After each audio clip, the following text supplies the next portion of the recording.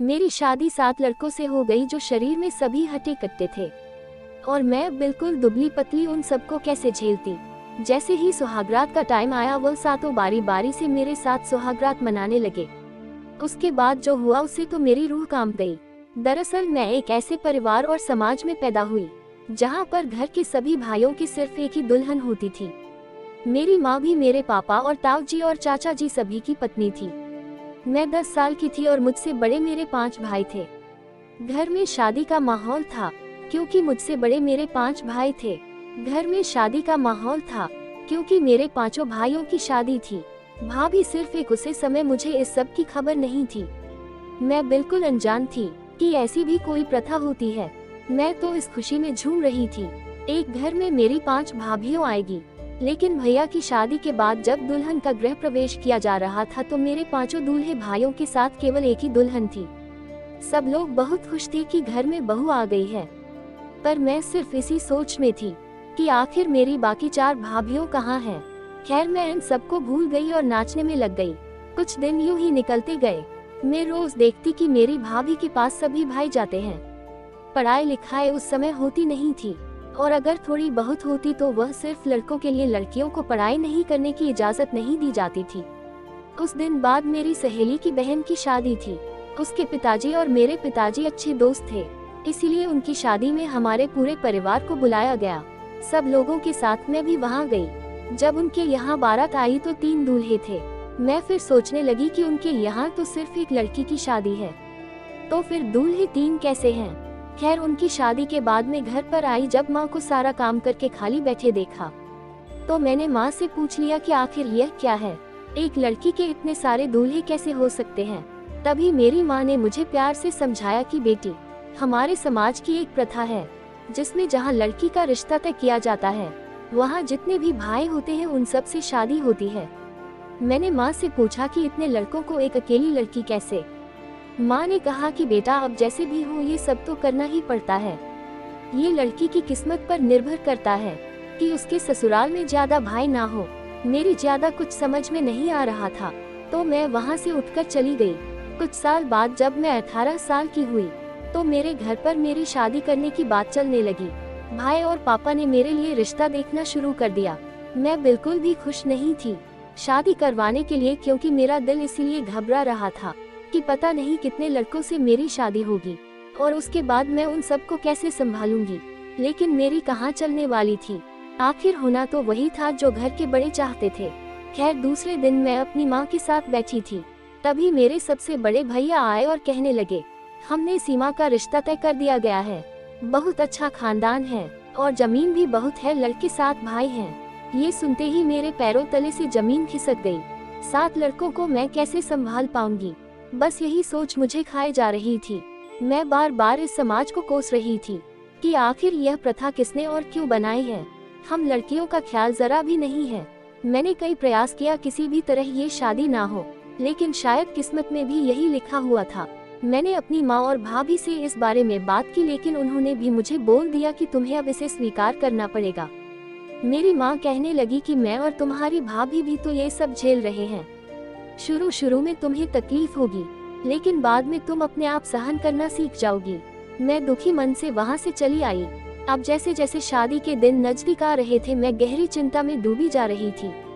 आखिर वह दिन आ ही गया जिस दिन का हर लड़की को इंतजार रहता है, लेकिन इस दिन को मैं इस तरह नहीं चाहती थी, क्योंकि मैंने शुरू से ही किसी एक का ही सपना देखा था, ना कि साथ का। सब लोग अपने अपने काम में लगे हुए थे। कोई तैयार हो रहा था तो कोई बारात के स्वागत की तैयारी में। मुझे भी तैयार किया गया।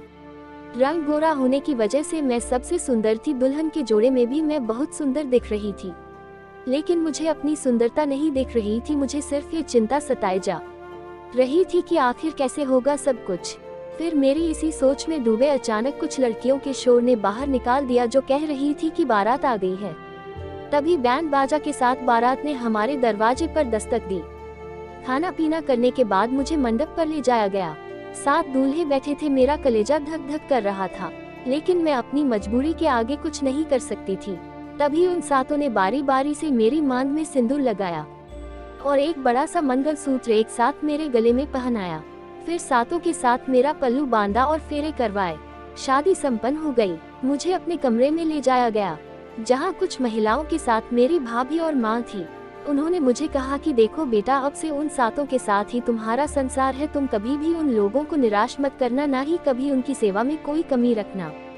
हमेशा लाज रखना। मैं चाहकर भी अपने ससुराल नहीं जाना चाहती थी, लेकिन मैं इस प्रथा की जंजीर में जकड़ी हुई थी कि चाहकर भी कुछ नहीं कर सकती थी। खैर, विदाई का समय हो चुका था। सब लोगों से मिलकर मैं अपने ससुराल के लिए निकल गई।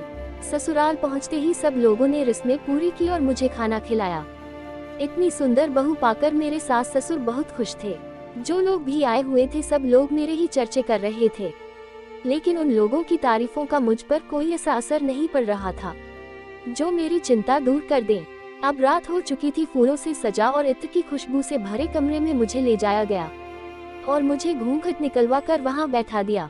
फिर कुछ देर बाद मेरे सबसे बड़े पति आए। उन्होंने मेरे साथ सुहागरात मनाए और चले गए। मैं दर्द से कराह रही थी, लेकिन फिर भी मैं खुद को संभाला और अपने कपड़े सही किया और फिर से स्टेज पर बैठ गई। फिर मेरा दूसरा पति कमरे में आया और उसने भी मेरे साथ सुहागरात मनाए। ऐसे करते करते मेरे सातों पतियों ने मेरे साथ सुहागरात मनाए। सुबह फिर उठकर मुझे घर के काम में लगा दिया गया। रात भर का दर्द मुझे काम करने में मुश्किल पैदा कर रहा था, लेकिन मैं आखिर कर भी क्या सकती थी। ऐसे रोज रोज होता रहा। रात भर एक मशीन की तरह वह लोग मेरे जिस्म को नोचते और दिन में घर का काम मेरी हालत खराब कर देता। फिर एक दिन मुझे अपने माता पिता से मिलवाने के लिए मेरे पीहर ले जाया गया। वहां जाकर मैं सब लोगों से मिलकर बहुत अच्छा महसूस करने लगी, लेकिन मैंने अपनी भाभी को सब कुछ बताया तो उन्होंने मुझे दिलासा दिया और कहा कि मैं तुम्हारे भाइयों से इस बारे में बात करूंगी। तभी मेरा वापस जाने का समय हो गया और मैं अपने ससुराल चली आई। उधर मेरी भाभी ने मेरे भाइयों से बात करके मेरी सास को बोला कि हमारी सीमा बहुत कमजोर है, वो एक साथ 7 लोगों के साथ संबंध बनाने में अभी सक्षम नहीं है, तो आप थोड़ा दया करो उसे पर। फिर मेरी सास ने मेरे सातों पतियों के दिन बांध दिए कि एक पति एक रात को ही मेरे साथ रह सकता है और इस तरह हर पति को हफ्ते में एक बार मेरे साथ आने की बारी आती। अब मैं कुछ ठीक होने लगी थी, क्योंकि अब रोजाना सिर्फ एक पति ही मुझसे संबंध बनाता था, लेकिन मेरे सबसे छोटे पति बाकी सबसे अलग थे। वो मुझे समझते थे, मेरे मूड का भी ध्यान रखते थे और मेरी हर तकलीफ को समझते थे। जब कभी मेरी तबीयत ठीक ना होती तो वह मेरा ख्याल रखते थे। मैं भी उनसे ज्यादा प्यार करती थी, क्योंकि सिर्फ वही थे जो मुझे अपनी मानते थे। अब धीरे धीरे हम दोनों एक दूसरे के ही सपने देखने लगे थे।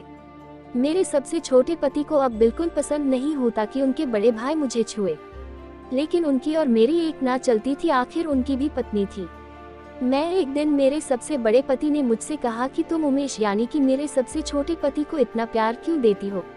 आखिर हम भी तो तुम्हारे पति हैं, हमें तो तुम इस तरह से प्यार नहीं करती। मैं उन्हें कुछ नहीं बोल पाई। फिर उन्होंने गुस्से से मुझे पीटना शुरू कर दिया और बहुत दर्द भरा संबंध बनाया।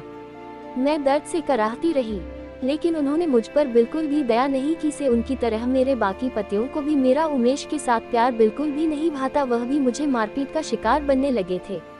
उमेश को ये सब बिल्कुल भी पसंद नहीं आ रहा था, लेकिन वह बेचारे करते भी क्या। एक दिन मेरे मायके से संदेश आया कि मेरा भतीजा हुआ है, तो मुझे वहां बुलाया गया है। मेरे सास ससुर ने मुझसे कहा कि कल तुम अपने मायके चली जाना, तुम्हें उमेश छोड़ आएगा और 2 दिन बाद वापस ले आएगा। मैं खुश हुई, क्योंकि कम से कम 2 दिन तो मैं इन हावसियों से छुटकारा पाऊंगी। उसे रात उमेश की बारी थी। मेरे कमरे में आने के बाद ही उमेश मेरे कमरे में आए। मैं उन्हें देखकर कपड़े उतारने लगी, तभी उमेश ने मेरा हाथ पकड़ लिया और मुझे आराम से बैठाया। मुझे कुछ समझ नहीं आ रहा था। तभी उमेश कहने लगे कि देखो सीमा, मुझे तुम्हारी ये तकलीफ देखी नहीं जाती है, और ऊपर से तुम्हें कोई और छुए मुझे बिल्कुल बर्दाश्त नहीं होता है। तभी मैंने कहा कि अब हम कर सकते हैं, क्योंकि मैं भी हमेशा से सिर्फ एक पति का ही सपना देखा है और इस समाज की प्रथा ने मुझे अपने सपनों से अलग कर दिया। तभी उमेश ने मुझे कहा कि अब हम ऐसे नहीं रहेंगे। कल मैं तुम्हें तुम्हारे मायके छोड़ आऊंगा और वापस आकर घर से पैसे और गहने चुरा लूंगा। फिर 2 दिन बाद जब मैं तुम्हें लेने आऊंगा तो हम लोग वहां से कहीं दूर भाग जाएंगे, अपनी अलग दुनिया में। इन सबसे दूर उमेश की इन बातों से मुझे बहुत सुकून मिला। अब मुझे एक उम्मीद जगी कि शायद अब मुझे ऐसे अत्याचार नहीं सहने पड़ेंगे। दूसरे दिन मैं अपने कपड़े डालकर पीहर के लिए उमेश के साथ निकल पड़ी। तभी उमेश के किसी दोस्त का एक्सीडेंट हो गया तो उमेश को वहां जाना पड़ा। तभी उमेश ने मुझे मेरे पीहर जाने वाली बस पर बैठा दिया और खुद अपने दोस्त के पास चले गए। तभी प्लान के मुताबिक हो रहा था। शाम का समय हुआ, मेरे ससुर के पास मेरे पिताजी का कॉल आया तो उन्होंने कहा कि क्या हुआ जी, आपने आज सीमा को भेजा क्यों नहीं। तभी मेरे ससुर ने कहा कि यह क्या बात कर रहे हो, सीमा को तो सुबह ही बस में बैठा दिया गया था। फिर उमेश के आने के बाद मेरे ससुर ने उमेश से कहा कि सीमा अभी तक अपने घर नहीं पहुंची है, क्या तुमने उसे सही से बस में नहीं बैठाया था क्या। अभी उमेश ने कहा कि नहीं, मैं तो उसे अच्छी तरह बैठ कर आया था। अब उमेश भी बहुत घबरा गए कि आखिर सीमा गई कहाँ। मेरे मायके वाले भी आ गए थे, दूसरा दिन हो गया था, लेकिन अभी तक मेरे बारे में कोई भी खबर नहीं आई थी।